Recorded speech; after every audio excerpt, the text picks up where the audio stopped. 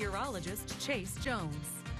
Well, me and the production team have been spending all day cleaning out the Storm Team Weather Center after that dust storm, and I promise you I'm wearing green. It's on the shoes. Usually it keys out. Was looking for a good green tie, but as we start off spring break, some pleasant temperatures as we make our way into those 80s. But by tomorrow, all the way up into those 90s. Finally, that should be the first day of the year. Now, temperatures over the last 24 hours pushing all the way down into those upper 30s.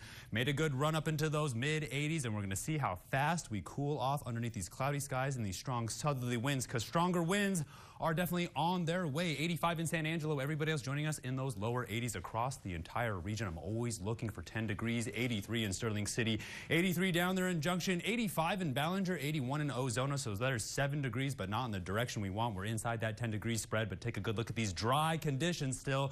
Dew points way down there in those teens and those 20s still, while humidity indices are still in the single digits. This is about a week going on now. I'm on the lookout for any moisture. You would think with all the humidity right now we'd see some, but those winds are just too strong in the upper levels. We're continuing to watch these light shades of instability push around sort of tornado alley. Now, they're going to see more severe weather after last weekend. 400 tornado warnings. That's about half as much as we saw all last year, and we're not even started on severe weather season. And I'm already looking at the Gulf Coast for hurricane season. Of course, when we're looking at the upper level pattern, we're keeping our eye on the low pressure systems, of course, but more on the high pressure systems. Take a good look around the four corners. It's going to try to ridge back as we get closer towards summer. The spring equinox is right around the corner. Then off the east coast, keeping our eye on that Bermuda high as it keeps a lot of these pressure systems somewhere around Wisconsin. Now, everybody's still dealing with some snow, at least if you're in those higher states, but down here in the Concho Valley, still just dealing with those windy conditions, water vapor imagery showing you the next storm barreling over us. That's where we're starting to see some of that cloud conditions, but the wind is going to be right behind it, and no moisture as a result of the next system making its way through. Severe weather outlook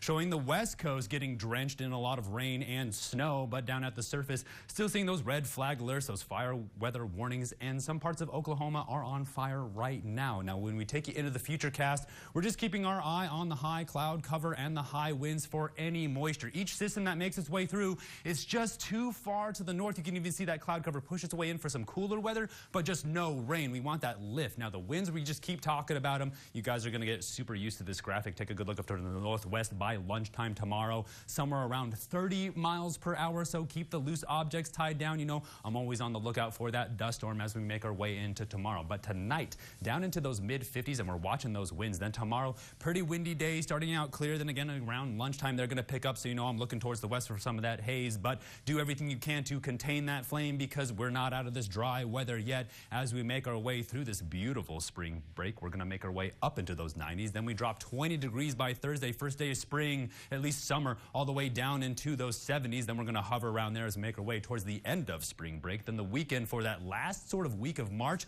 back up into those 80s. I think we might lose the wind while those overnight lows hover around those 50s. Stay tuned. I'm up the break. You're watching KSAN News at 5.